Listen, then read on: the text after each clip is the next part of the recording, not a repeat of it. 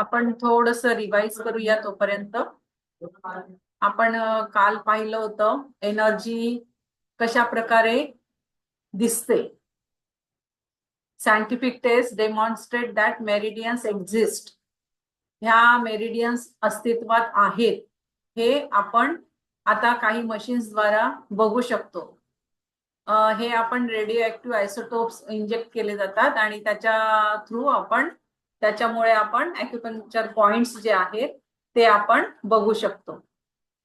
तर ह्या मेरिडियन्स जे आहेत ह्या किरिलियन फोटोग्राफीच्या द्वारा बघू शकतो. हे 1939 मध्ये इन्व्हेंट केलं गेलं. Precursor to infrared photography. ही इन्फ्रारेड फोटोग्राफीच्या थ्रू आपण बघू शकतो ह्या मेरिडियन. ही एनर्जी अशा प्रकारे दिसते. ही अशी असली पाहिजे. ओरिजिनल एनर्जी जी पॉइंटची अशा प्रकारे असते, पण डिसीज झाला असेल तर ती एनर्जी दिसत कमी होऊन जाते. ही अशा प्रकारे कमी झालेली असते ती एनर्जी. हे आपण काल पाहिलं. ज्यांच्या हातामध्ये फुल एनर्जी आहे तो हात अशा प्रकारे दिसतो आणि जिथे एनर्जी कमी आहे तो अशा प्रकारे हात दिसतो. या हातामधून एनर्जी इमिट होते आहे. की एनर्जी प्राणशक्ती आपण ज्याला आपल्या भारतामध्ये आपण प्राण शक्ती म्हणतो, प्राण ऊर्जा म्हणतो. तसंच माणसांच्या आणि प्राण्यांच्या शरीरात तर ही ऊर्जा असतेच, तशी ती वनस्पतींमध्ये सुद्धा असते. प्रत्येक वनस्पतीची ऑरा वेगळी वेगळी असते. म्हणून आपण असं म्हणतो ना की वनस्पतींना असं हक करावं, त्यांना मिठी मारावी, म्हणजे का त्यांचा जो ऑरा आहे तो आपल्याला मिळतो. तर प्रत्येक वनस्पतीला सुद्धा एक ऊर्जा लेवल त्यांची असते आणि ही ऊर्जा ही अशा प्रकारे हा ऑरा आपला दिसतो. वेगवेगळे कलर्स हे दिसतात. एनर्जी, आता ही एनर्जी जी आहे ही एनर्जी ब्लॉक जेव्हा होते, हे एनर्जीचे ब्लॉकेजेस जे आहेत हे ब्लॉकेजेस आपल्या शरीरामध्ये जर झाले तर त्याच्यामुळे आपल्याला दुखणं येतं. कॉन्स्टंट आपल्याला पेन्स होतात आणि हे ओव्हरलोड झालं की हे सर्किट जे आहे हे सर्किट पूर्ण होऊ शकत नाही, कारण ती मध्ये ब्लॉकेजेस जर आले तर हे ब्लॉकेजेस जे आहेत ह्या ब्लॉकेजेसला आपण रिसेटिंग करू शकतो. ते ब्लॉकेजेस आपण ब्रेक करू शकतो. ते सर्किट ब्रेकर. आता हे resetting the circuit breakers and energy flow, कशा प्रकारे ते ब्लॉकेजेस जे आहेत हे ब्लॉकेजेस आपण दूर करायचे आणि तो एनर्जीचा फ्लो पुन्हा पूर्ववत करायचा. तर त्याच्यासाठी काही उपाय आहेत. तर ते आहे ॲक्युपंक्चर. तर निडल द्वारा केलं जातं, ॲक्युप्रेशर द्वारा केलं जातं, मसाज करून आपण तो जो ब्लॉक झालेला पॉइंट असेल त्या ब्लॉक झालेल्या पॉइंटला आपण मसाज करून एनर्जी परत फ्लो करू शकतो. तसंच मेरिडियनच्या काही एक्सरसाइजेस आहेत. आता ह्या चायनामध्ये की गॉंग एक्सरसाइजेस असतात, त्या एक्सरसाइजेस ती लोक करतात आणि ह्या मेरिडियन्स त्या ओपन करतात ते. तसेच मेडिटेशन, आपल्याकडे प्राणायाम करतो आपण. प्राणायाम, ध्यान, मेडिटेशन. ध्यान म्हणजे मेडिटेशन. रिलॅक्सेशनने सुद्धा ब्लॉकेजेस आपण रिलीज करू शकतो. म्हणजे एकदम शांत बसून राहिलं की ते जे ब्लॉकेजेस आहेत ते आपले ओपन होऊ शकतात मेडिटेशनच्या थ्रू, रिलॅक्सेशनच्या थ्रू. किंवा काही हर्ब्स आहेत, आपण आयुर्वेदिक औषध घेतो, नॅचरल रेमेडीज आहेत काही, त्याच्या थ्रू सुद्धा हे ब्लॉकेजेस दूर केले जातात. तर हे ब्लॉकेजेस जे आहेत, एनर्जीचे जे ब्लॉकेजेस आहेत ते कशा प्रकारे काढायचे, त्याची कुलूप काय आहे. तर ॲक्युप्रेशर, ॲक्युपंक्चर, मसाज, तसंच काही प्राणायाम, मेडिटेशन, रिलॅक्सेशन आणि काही हर्ब्स सुद्धा आहेत. These methods also help. आता तसेच tapping, tap tap tap tap करून सुद्धा आपण टाळ्या वाजवतो पहा.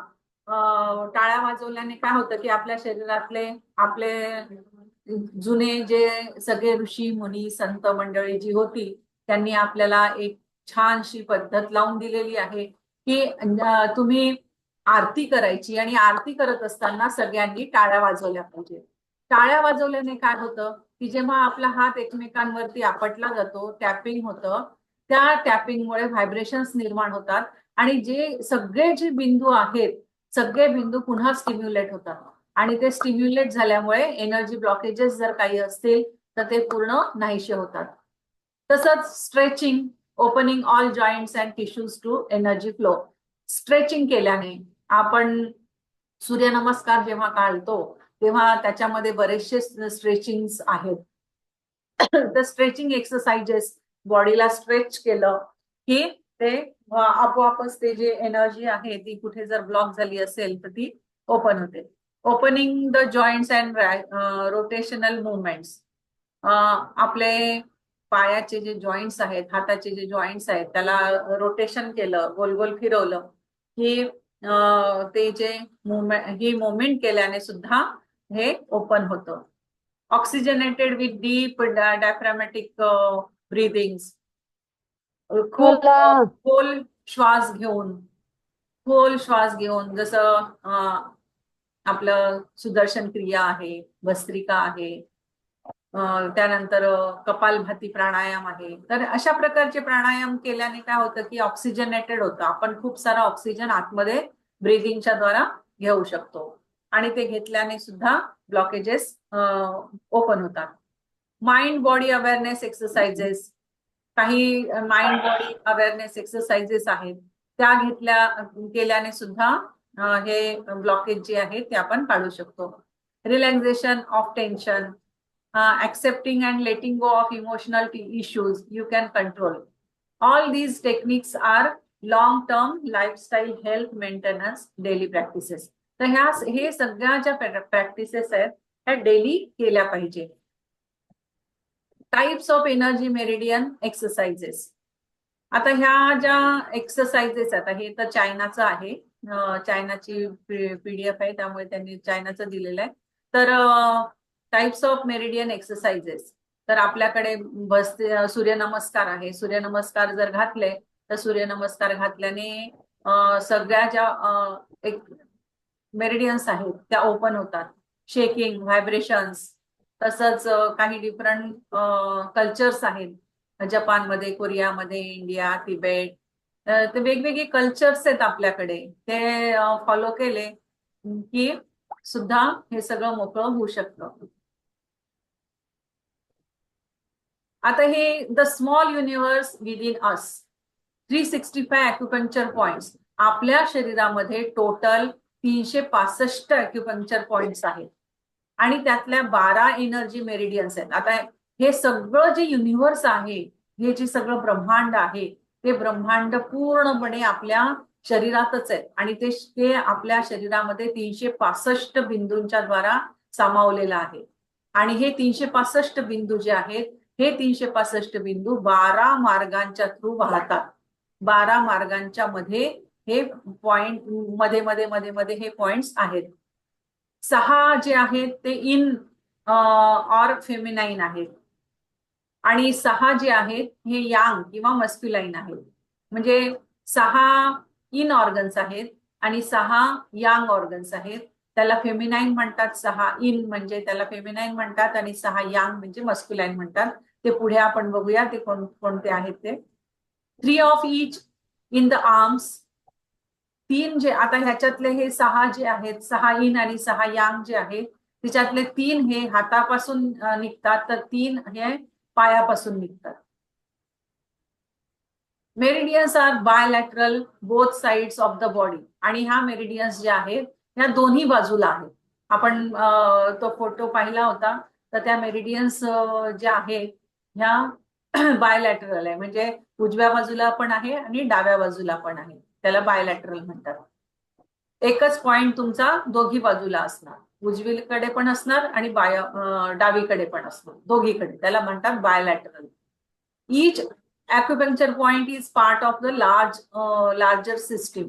आणि प्रत्येक पॉइंट जो आहे त्या मेरिडियन वरचा त्या लार्ज सिस्टीमशी रिलेटेड असतो तो point. Meridians have a variable numbers of points on the line 9 to 60.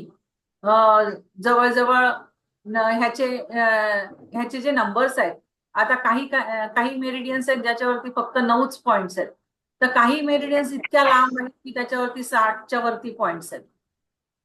तर ह्या मेरिडियन्सचे नंबर्स हे पॉइंट्स जे आहेत ते वेगळे वेगळे आहेत. जसं की युरिनरी ब्लॅडरची जी मेरिडियन आहेत त्याच्यावरती जे पॉइंट्स आहेत ते 60च्या वरती पॉइंट्स आहेत. आणि हार्टचे वगैरे जे पॉइंट्स आहेत ते कमी आहेत, 9 पॉइंट्स आहेत. आता हे जे 5 आपले जे पंचतत्व आहेत, पंच महाभूत आहेत, हे पंचमहाभूत जे आहेत हे 5 महाभूत हे अशा प्रकारे आहेत. तर चायनीज लोकांनी ह्याला वॉटर, अर्थ, मेटल, वॉटर, फूड आणि फायर असं त्याला नाव दिलेलं आहे त्यांनी. अर्थ म्हणजे अग्नितत्व, पृथ्वी तत्व, और 6 साड़ी और लियाला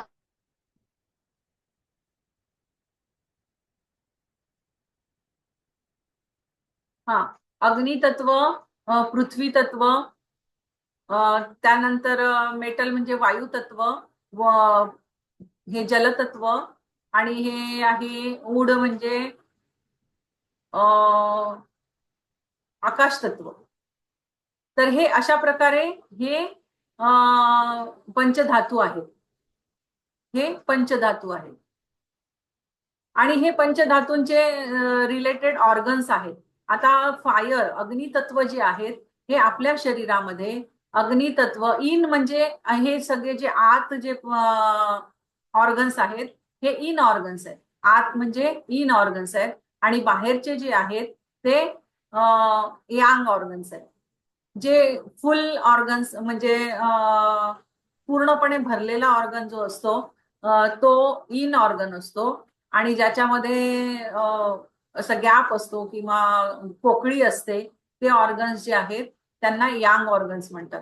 आता उदाहरणार्थ pericardium, heart, spleen, lungs, kidney, liver हे जे आहेत हे त्यांच्यामध्ये गॅप नसतो, मध्ये काही असं पोकळी नसते. जसं स्मॉल इंटेस्टाईन मध्ये पोकळी असते, स्टमक मध्ये पोकळी असते, लार्ज इंटेस्टाईन मध्ये पोकळीचा भाग असतो. युरिनरी ब्लॅडर मध्ये जेव्हा युरिन नसतं तेव्हा ते मोकळी पिशवी सारखं असतं, गॉल ब्लॅडर सुद्धा. तर हे सगळे जे आहेत हे यांग ऑर्गन्स आहेत. हे ऑर्गन्स आहेत आपले सगळे. आणि अग्नितत्वाचे ऑर्गन्स कोणते आहेत तर अग्नितत्वाला रिप्रेझेंट करणारे ऑर्गन्स आहेत पेरिकार्डियम, हार्ट आणि स्मॉल इंटेस्टाईन. हार्ट आणि स्मॉल इंटेस्टाईन, पेरिकार्डियम आणि ट्रिपल बर्नर असे ही इथेच फक्त 4 ऑर्गन्स आहेत फायर अग्नितत्वामध्ये. बाकीचे 2-2 पेअर्स आहेत. पृथ्वी तत्व जे आहे, पृथ्वी तत्व आता इथे आपण ह्याला फायर, अर्थ, मेटल, वॉटर आणि वूडच म्हणूया. तर चायनीज मध्ये हेच 5 म्हटले जातात. अर्थ एलिमेंट जे आहे, अर्थ एलिमेंट स्टमक आणि स्प्लीन ह्या 2 अर्थशी रिलेटेड आहेत. स्टमक आणि स्प्लीन हे अर्थ तत्वाशी रिलेटेड आहेत. आणि मेटल वायूशी रिलेटेड लंग्स आणि लार्ज इंटेस्टाईन हे 2 ऑर्गन्स आहेत. वॉटरशी रिलेटेड किडनी आणि युरिनरी ब्लॅडर आहे. पाण्याशी संबंधित हे ऑर्गन्स आहेत. पाण्याला पूर्ण कंट्रोल करणारे हे ऑर्गन्स आहेत. वायूला कंट्रोल करणारे हे ऑर्गन्स आहेत, लंग्स आणि लार्ज इंटेस्टाईन. तसंच आकाश उड तत्व जे आहे त्याला गॉल ब्लॅडर आणि लिव्हर कंट्रोल करताय. आणि अग्नितत्वाचे हे 4 ऑर्गन्स आहेत आणि हे एकमेकांना कंट्रोल करत असतात. आता हा अग्नी जो आहे, अग्नी हा वायूला कंट्रोल करतो आणि वायू जो आहे हा ऊडला कंट्रोल करतो आणि ऊड जो आहे हा अर्थला कंट्रोल करतो आणि अर्थ जो आहे हा जलतत्वाला कंट्रोल करतो आणि जलतत्व जो आहे तो अग्नीला कंट्रोल करतो. पाणी शिंपडलं की अग्नी विझून जातो. आणि हवा, अग्नीला हवा दिली, वायू मिळाला, अग्नी हा जो आहे हा वायूला कंट्रोल करत असतो. तर हे अशा प्रकारे हे पंचतत्व आहेत, हे रिलेशन आहे त्यांचं एक आपल्या प्राणशक्तीशी, हे एकमेकांशी रिलेटेड आहेत आणि हे सगळे पंचतत्व जी आहेत ही एकमेकांशी रिलेटेड आहेत. आता हे one need not memorize the location of each acupressure point. आपल्याला ह्याची गरज नाहीये की प्रत्येक पॉइंट हा कुठे आहे हा त्याला लक्षात ठेवायची काही गरज नाहीये. काही महत्वाचे पॉइंट्स आहेत ते जे की आपल्याला लक्षात ठेवायचे आहेत. Understanding the flow of meridian and line it travels is important. तर प्रत्येक पॉइंट आपल्याला लक्षात न ठेवता तर ते कसे वाहत आहेत, कुठून कुठे वाहत आहेत हे लक्षात ठेवणं गरजेचं आहे. Understanding that the body needs to be flexible along all points of the line. एवढं लक्षात ठेवायचं की हे जे एनर्जी जी आहे ही एनर्जी पूर्ण त्या मेरिडियन मधून वाहिली पाहिजे, अगदी व्यवस्थितरित्या वाहिली पाहिजे, कुठे तिला ब्लॉकेज नको. आपण पाण्याचा पाईपने पाणी जेव्हा गार्डन मध्ये टाकतो आणि तो पाईप जर बंद झाला तर पाणी पुढे येतच नाही ना. त्याला जर गाठ पडली तर काय होतं की पाणी पुढे जातच नाही. जोपर्यंत आपण ती गाठ काढत नाही किंवा तो पाईप असा वाकला असेल, फोल्ड झाला असेल, तर जोपर्यंत आपण तो फोल्ड काढत नाही तोपर्यंत पाणी पुढे येणारच नाही. तसंच आहे, आपल्याला हे मेरिडियन्स आपल्याला फक्त लक्षात ठेवायचे आहेत. त्यांचा जो प्रवास आहे तो मार्ग लक्षात ठेवायचा आहे आणि त्यांना फ्लेक्झिबल राहिलं पाहिजे एवढं बघायचंय आपल्याला. सगळे points acupressure points are called gateways and are often visible as small dent in the skull, depression in muscle tissues. आता हे कुठे आहेत हे सगळे acupressure points? तर हे छोटे छोटे जे खड्डे आहेत स्किनच्या मध्ये, स्कलच्या मध्ये, डिप्रेशन्स आहेत मसल टिश्यूज मध्ये, तिथे हे सगळे पॉइंट्स आहेत, गेटवेज आहेत. Disease and energy. आता हे स्टॅग्नंट ची, आता ही जी एनर्जी आहे ची म्हणतात त्याला, ची सुद्धा म्हणतात. स्टॅग्नंट ची, आता समजा ती एनर्जी साचून राहिली कुठेतरी, means poor blood flow and poor tissue और सेल्युलर हेल्थ. आता ही जी एनर्जी आहे, ही एनर्जी जी आहे ही साचून राहिली एका ठिकाणी, तर काय होतं, याचा अर्थ काय झाला, मीन्स तुमचा ब्लडचा फ्लो जो आहे तो खूप पुअर झालेला आहे. म्हणजे जोरात तुमचं रक्त, म्हणजे ज्या प्रेशरने ते रक्त व्हायला पाहिजे नॉर्मली त्याच्यापेक्षा फार पुअरली ते तुमचा ब्लड फ्लो होतो आहे. तुमचे टिश्यूज पुअर झालेले आहेत, तुमची सेल्युलर हेल्थ डिक्रीज झालेली आहे, म्हणजे हे स्टॅग्नंट झालंय. तुमची एनर्जी जी आहे ती स्टॅग्नंट झाली आहे, पुढे पुढे सरकत नाहीये. इफ एनर्जीची is imbalanced the blood becomes imbalanced and precursor to disease. आता स्टॅग्नंट बघा, आता गटारीमध्ये नदी जेव्हा नदी वाहते तेव्हा तिचं पाणी जे आहे ते स्वच्छ असतं, कारण ती एका ठिकाणी थांबत नाही. परंतु तीच नदी, आता समजा पाणी कुठेतरी बांध घातला आणि बांध घातला तर ती पाणी जे आहे ते पाणी तिथेच साचून राहिलं, आणि तिथेच साचून राहिलं तर काय होणार, त्याच्यामध्ये कचरा जाणार, त्याच्यामध्ये पोल्युशन होणार, आणि ते स्टॅग्नंट वॉटर जे असतं, स्थिर झालेलं पाणी जे असतं ते पाणी कालांतराने खराब होतं, गटारी सारखं होतं, ते वास येतो त्याचा. तसंच आहे हे एनर्जी, समजा तुमची एकाच ठिकाणी थांबली तर ती एनर्जी पुढे न गेल्यामुळे ते अशा प्रकारचे प्रॉब्लेम्स होतात की तुमचं पुअर ब्लड फ्लो होणार, पुअर टिश्यूज होणार, तुमचे सेल्युलर हेल्थ तुमची खराब होणार. आणि आता तसंच तुमची जी एनर्जी आहे, ही जी प्राणशक्ती जी आहे ती जर इम्बॅलन्स झाली तर काय होतं की तुमचा ब्लड बिकम्स इम्बॅलन्स्ड, तुमचं रक्त जो आहे ते इम्बॅलन्स होतं आणि त्याच्यामुळे तुम्हाला विविध रोग उत्पन्न होतात शरीरामध्ये. ही एनर्जी इम्बॅलन्स झाली तर विविध रोग आपल्या शरीरामध्ये होतात, कारण तिथपर्यंत ती एनर्जी पोहोचत नाहीये, तिथपर्यंत ऑक्सिजनचा पुरवठा व्यवस्थित होत नाहीये. त्यामुळे काय होतं की रोग उत्पन्न होतात. If energy circulates poorly, blood thickens और क्लॉट्स अँड बिकम्स स्टॅग्नंट. आणि ही एनर्जी पुअरली जर जात नाहीये तर काय होणार, ते तिथे साचून राहिल्यामुळे क्लॉट होणार, ब्लड काय होणार, क्लॉट होणार. आणि ब्लड क्लॉट झाल्यामुळे काय होणार की तिथेच ते साचून जाणार. साचल्यामुळे काय होणार, मग तुमच्या गाठी निर्माण होणार, विविध प्रकारच्या फायब्रॉइड्स निर्माण होणार, गाठी निर्माण होणार, जर ती एनर्जी पुअरली सर्क्युलेट होत असेल तर. पुअर ब्रीदिंग जर तुम्ही करत असाल, फुल ब्रीदिंग तुमचं होत नाहीये, कॉजेस पुअर ची in the belly resulting the poor digestion.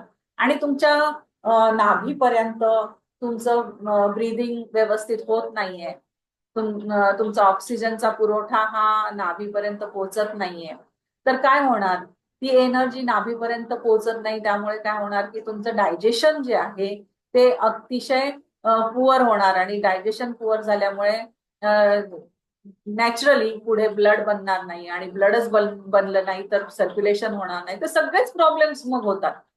म्हणून ब्रीदिंग सुद्धा पुअर नको, तर ब्रीदिंग सुद्धा तुमचं व्यवस्थित झालं पाहिजे. रोज प्राणायाम केले पाहिजे. आता हे पुअर ब्रीदिंग जे आहे ते जर आपल्याला घालवायचंय तर आपण काय केलं पाहिजे, रोज प्राणायाम केले पाहिजे, रोज सुदर्शन क्रिया केली पाहिजे. When energy flows through the meridians more fully, blood circulation becomes more even and smooth. जेव्हा एनर्जीचा तुमचा फ्लो एकदम सुरळीत चाललेला आहे, एकदम व्यवस्थित चाललेला आहे, नॉर्मली जसं जायला पाहिजे तसं जातो आहे, सगळ्या मेरिडियन्स मध्ये फुल्ली जातो आहे, तर तुमचं ब्लड सर्क्युलेशन सुद्धा फार व्यवस्थित होणार. कारण तुमच्या पूर्ण डायजेस्टिव्ह सिस्टीमला व्यवस्थित रक्त मिळत आहे, व्यवस्थित ऑक्सिजन मिळतो आहे, त्यामुळे डायजेशन व्यवस्थित होणार. डायजेशन व्यवस्थित झालं म्हणजे सगळे ऑर्गन्सला ब्लड तयार होऊन ब्लड सगळीकडे सप्लाय होणार. सर्क्युलेशन सगळ्या ऑर्गन्स पर्यंत ब्लड सप्लाय झाल्यामुळे सगळे ऑर्गन्स एकदम हेल्दी राहणार. आणि त्यामुळे सगळ्या सिस्टीम्स ज्या आहेत, सगळ्या ज्या सिस्टीम्स आहेत त्या स्मूथली काम करतात. म्हणून आपलं ब्रीदिंग जे आहे हे व्यवस्थित असलं पाहिजे. सर्क्युलेशन जे आहे, ब्लड सर्क्युलेशन हा इव्हन असला पाहिजे, स्मूथ असला पाहिजे. Emotions and energy. इमोशन्स जे आहेत आपले are intimately related. Culprits to degenerate health are mindset and our lifestyles. If mind is habitually fearful, kidneys are weakened. आपले जे आपणच आपला स्वतःचे शत्रू असतो, म्हणजे आपले जे इमोशन्स आहेत, ह्या इमोशन्सचा परिणाम आपल्या शरीरावरती, आपल्या सगळ्या हेल्थवरती होत असतो. आणि सगळी आपली लाईफस्टाईल जी आहे, ही लाईफस्टाईल आपली सगळी बिघडून जाते. त्याच्या मानसिक रोग जे आहेत, ह्या शारीरिक रोगापेक्षाही मानसिक रोग जे आहेत हे फार डेंजरस असतात, इमोशन्स. तर हे आणि आता समजा तुम्ही खूप घाबरत आहेत, तर घाबरतायत याचा अर्थ काय, तुमचं मन जे आहे हे खूप घाबरतंय, तर याचा अर्थ काय की तुमची किडनी जी आहे ही फार वीक आहे. किडनी तुमची व्यवस्थित काम करत नाहीये. किडनी, कारण जलतत्वाचा संबंध हा इमोशन्सची आहे, आणि इमोशन्सशी जलतत्वाचा संबंध आहे. म्हणजे जलतत्वाचे ऑर्गन्स कोणते आहेत, किडनी आणि युरिनरी ब्लॅडर. म्हणजे तुमची किडनी आणि तुमचं युरिनरी ब्लॅडर हे व्यवस्थित काम करत नाही आहे, म्हणून तुमच्यामध्ये विविध इमोशन्स येत आहेत, आणि त्यामुळे तुमचा मानसिक स्वास्थ्य हे बिघडतं आहे. If depressed the lungs are weakened. आणि तुम्ही जर डिप्रेशन मध्ये असाल, तुम्ही खूप मानसिक दृष्ट्या खूप डिप्रेस झाले आहे कुठल्या तरी कारणाने वगैरे, तर कशामुळे होतं, तर तुमचे लंग्स त्यामुळे वीक होऊन जातात. तुम्ही जर डिप्रेस्ड आहात तर तुमचे लंग्स जे आहेत हे वीक होतात आणि लंग्स वीक झाल्यामुळे तुम्ही डिप्रेशन मध्ये जातात. हे पण कारण आहे. हॅबिच्युअली अँग्री द लिव्हर इज वीकड. आणि तुम्ही जर खूप राग राग राग राग करताय, याचा अर्थ काय की तुमचं लिव्हर मध्ये हीट झालेली आहे. आणि लिव्हर जे आहे हे लिव्हर खराब होतं जेव्हा तुम्ही खूप राग करतात. राग म्हणजे लिव्हरशी संबंधित आहे. हॅबिच्युअली अग्नितत्व हे जेव्हा आपण खूप चिडतो, चिडणं, रागावणं, जोर जोरात बोलणं, हे जे आहे हे सगळं अग्नितत्वाशी संबंधित आहे. आणि अग्नितत्वाचं ऑर्गन आहे liver. If habitually judgmental and critical the stomach is weaken. आणि तुम्ही काही जजमेंटल आहात, हॅबिच्युअली तुम्ही जजमेंटल आहात, हे असं करायला पाहिजे, तसं करायला पाहिजे, आणि क्रिटिक असं जेव्हा तुम्ही जजमेंटल असतात तर याचा अर्थ काय, हे तुमचं स्टमक जे आहे ते वीक आहे, कुठल्या गोष्टीचा निर्णय नाही घेऊ शकत आहे. तर याचा अर्थ असा आहे, कुठल्या गोष्टी तुम्ही अटकून बसलेले आहे, याचा अर्थ तुमचं स्टमक जे आहे हे वीक आहे. मग आपण त्या स्टमकला स्ट्रॉंग करायचं. त्याच्यासाठी काही प्रोटोकॉल्स असतात ॲक्युप्रेशरचे, ते लावले की तुमचं स्टमक जे आहे ते तुम्ही स्ट्रॉंग करू शकता. Imbalances in the body. आता इम्बॅलन्सेस कसे होतात? Chinese medicine techniques are to use to heal the imbalances that result from shortage of sleep. आता हे इम्बॅलन्सेस कशामुळे होतात, त्याचे कारण काय आहे, आणि त्याला हील कसं करायचं? आता तुम्ही व्यवस्थित झोप नाही घेतली तर प्राणशक्ती जी आहे ही आपली, आपण झोपेद्वारा सुद्धा आपण आपली प्राणशक्ती वाढवू शकतो. तर व्यवस्थित तुमची झोप झाली पाहिजे, डीप स्लीप झाली पाहिजे. तर आणि जर ही झोप जर तुमची पूर्ण नाही झाली, शॉर्टेज ऑफ स्लीप झाली, तर तुमच्या शरीरामध्ये सगळे इम्बॅलन्सेस होतात. म्हणून झोप व्यवस्थित झाली पाहिजे. पुअर सर्क्युलेशन, तुमच्या शरीरामध्ये ब्लड सर्क्युलेशन व्यवस्थित होत नाहीये, तर इम्बॅलन्सेस होतात. लॅक ऑफ मुवमेंट, एकाच ठिकाणी तुम्ही बसून आहे, मुवमेंटच करत नाहीये, काही हालचालच करत नाहीये, तर कसं काय तुमचं सगळे सिस्टीम व्यवस्थित राहणार? तर लॅक ऑफ मुवमेंट म्हणजे मुवमेंटची कमतरता. नॉईज पोल्युशन, डिस्ट्रॅक्शन, खूप खूप आवाज, नॉईज पोल्युशन होतोय, डिस्ट्रॅक्शन होत आहे, त्याच्यामुळे डिस्ट्रॅक्ट होत आहे. माइंड चॅटर, खूप खूप खूप विचार येणं. माइंड चॅटर म्हणजे खूप विचार येणं, आणि त्या विचारांमुळे काय होतं की मेंटली आपण खूप डिस्टर्ब होतो. मेंटली डिस्टर्ब झालं की आपल्या सगळ्या शरीराच्या सगळ्या पेशींवरती त्याचा इफेक्ट होत असतो. निगेटिव्ह थिंकिंग, बऱ्याच जणांना इतकी निगेटिव्ह थिंकिंग करायची सवय असते की ते कधी पॉझिटिव्ह थिंकिंग करतच नाही. मला असं होऊन जाईल, मला तसं होऊन जाईल, मी पाण्यात पडेल, मला आगीची भीती वाटेल, मी हे करूच शकणार नाही, माझ्याच्याने हे होणारच नाही. हे असे असे विचार लोकांचे असतात. आणि हे निगेटिव्ह थिंकिंग केल्यामुळे त्याचा इफेक्ट तुमच्या प्रत्येक पेशीवरती होत असतो. कारण आपल्या प्रत्येक पेशीच्या न्यूक्लियसमध्ये आत्मा आहे, आणि तो प्रत्येक पेशीच्या न्यूक्लियसमध्ये आत्मा असल्यामुळे तो हे सगळं ऐकतोय. तुम्ही म्हणताय की माझ्याच्याने हे होणार नाही, तसंच मॅनिफेस्ट होतं, मग नाहीच होत मग ते. तर कधीच निगेटिव्ह थिंकिंग करायचं नाही. तर हे निगेटिव्ह थिंकिंग केल्याने सुद्धा तुमच्या शरीरामध्ये इम्बॅलन्सेस होतात, आणि हे इम्बॅलन्सेस झाल्यामुळेच आपल्या शरीरामध्ये रोग उत्पन्न होतात. निगेटिव्ह इनर व्हॉइस, आपल्या आतून असा नेहमी इनर व्हॉइस आपला निघत असतो, मी हे करू शकणार नाही, माझ्याच्याने हे होणार नाही, मला हे जमणार नाही, हे असं आतून तुमचा तो निगेटिव्ह व्हॉइस निघत असतो. तर हे निगेटिव्ह व्हॉइस सुद्धा तुमच्या प्रत्येक पेशीवरती इफेक्ट करत असतात. तर ह्याच्यामुळे सुद्धा इम्बॅलन्स होतो शरीरावरती. Mind chattering, negative thinking, negative inner voice, excessiveness. काही काही गोष्टी आहेत की ज्या आपण म्हणजे करायला पाहिजे त्याच्यापेक्षा खूप जास्त करतो. म्हणजे आता समजा आता हे कंपनीत जाणारी लोक आहेत, त्यांना 7 तास काम असतं, पण ते 7 तासाच्या ऐवजी 10-10 तास, 12-12 तास काम करतात. म्हणजे काय झालं की त्यांनी खूप जास्त क्षमतेपेक्षा जास्त काम केलं. तर एक्सेसिव्हनेस, वर्किंग, खूप जास्त काम करणे, खूप खाणे, म्हणजे थोडंसंच खाय, आपल्याला जेवण लागतं किती, थोडंसं एक मूठभर आपल्याला लागत असतं. आपलं स्टमक जेवढं आहे तेवढंच आपल्याला अन्न लागत असतं, पण त्याच्यापेक्षा खूप जास्त आपण खात असतो, ओव्हर इटिंग. तर हे त्याच्याने सुद्धा इम्बॅलन्स होऊन जातं सगळं मग शरीरामध्ये. ड्रिंकिंग हॅबिट्स असतात काही काही लोकांना. तर हे एक्सेसिव्हनेस, वर्किंग, इटिंग, ड्रिंकिंग, ह्या ज्या हॅबिट्स आहेत, ह्या हॅबिट्समुळे सुद्धा इम्बॅलन्सेस होतात. एक्सेसिव्ह यूज ऑफ स्टिम्युलंट्स, ऍडिक्शन्स, तसंच आहे. स्टिम्युलंट्स म्हणजे आता उंची वाढण्यासाठी जास्तच प्रमाणात औषधं घेतली, जास्तच प्रमाणात प्रोटीन्स घेतले, तर खूप प्रोटीन्स खाणं सुद्धा चुकीचं आहे.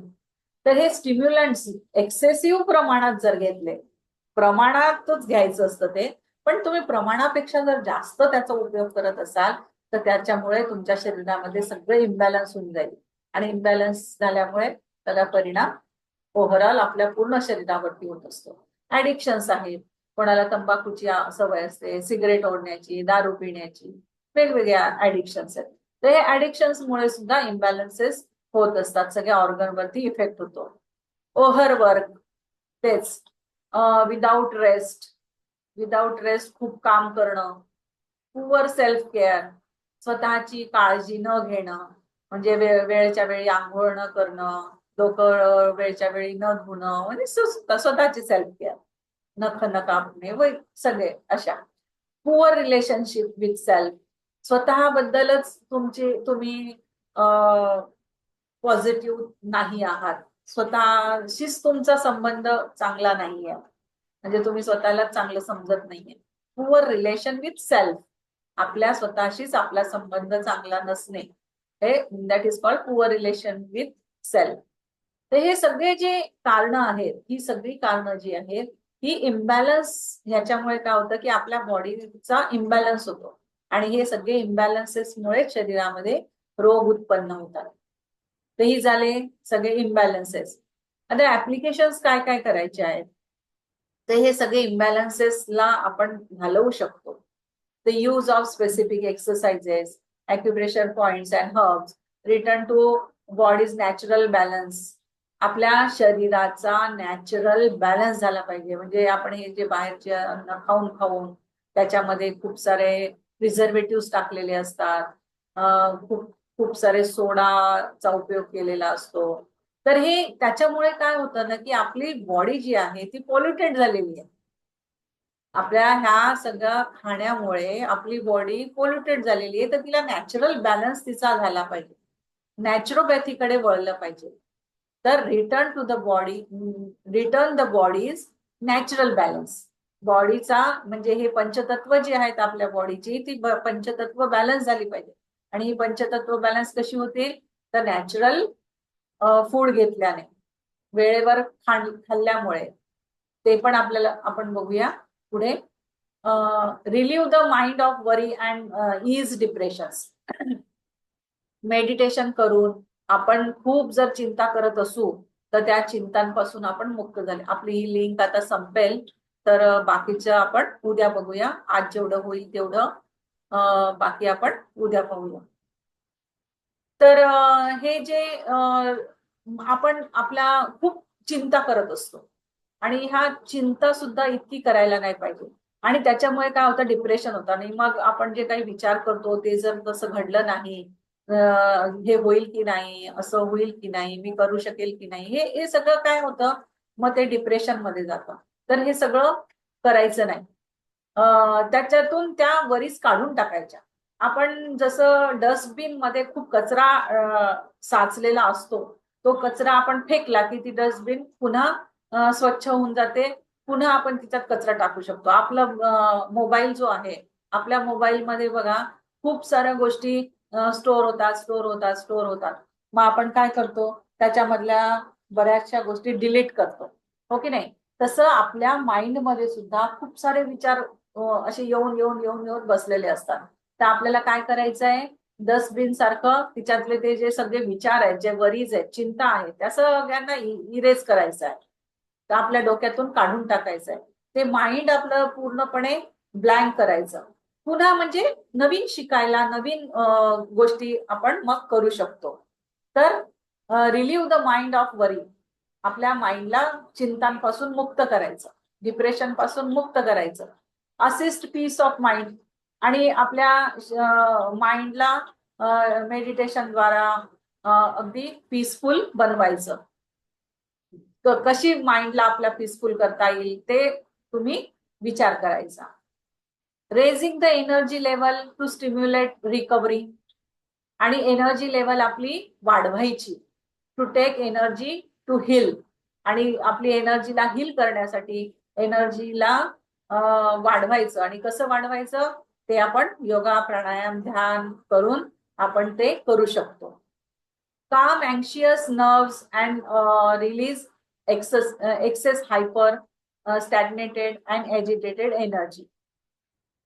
आपल्या ज्या नर्व्स आहेत, अँशियस झालेल्या आहेत, खूपच अतिउत्साह म्हणूया त्याला, अशा नर्व्स जर आपल्या झाल्या असतील तर त्यांना शांत करायचं. शांत कसं करतो, तर आपण मेडिटेशनद्वारा करू शकतो. हे सगळं मसाज करून, मेडिटेशन करून, काही साधना करून आपण त्याला त्या रिलॅक्स करू शकतो, त्या सगळ्या नर्व्सला. रिलीज द एक्सेस हायपर, खूप हायपर झाले असाल तुम्ही तर त्याला रिलीज करायचं. स्टॅग्नेटेड झालं असेल, एजिटेटेड एनर्जी झाली असेल, खूपच तीव्रता झाली असेल, तुमच्या हीट खूप वाढली असेल तर तिला कमी करायचं. तर हे सगळे जे आहेत हे ऍप्लिकेशन्स आहेत. ह्या ऍप्लिकेशन्स जर तुम्ही केले तर तुमचं नॅचरल बॅलन्स तुमच्या बॉडीचा टिकून राहतो आणि तुमची बॉडी ही व्यवस्थित कार्य करते. तर हे झालं. त्यानंतर energy flow like a river. Energy कशी, आता मी तुम्हाला मगाशी सांगितलं ना की एनर्जी कशी असली पाहिजे, तर रिव्हर सारखी असली पाहिजे. ती थांबून नाही राहिली पाहिजे. Working with the energy meridians and the acupressure points eliminates congestions and improve circulation. जशी एनर्जी, जशी नदी वाहते, खळखळ खळखळ खळखळ जशी नदी वाहते, आणि त्यातलं पाणी कसं एकदम चांगलं असतं, म्हणजे आपण पिऊ शकतो ते पाणी, तसं तसं आपला एनर्जी, हे मेरिडियन्स मधली एनर्जी जी आहे ती तशी व्यवस्थित वाहिली पाहिजे, सगळे पॉइंट्स. आणि हे तसं जर झालं तर आपल्या ह्या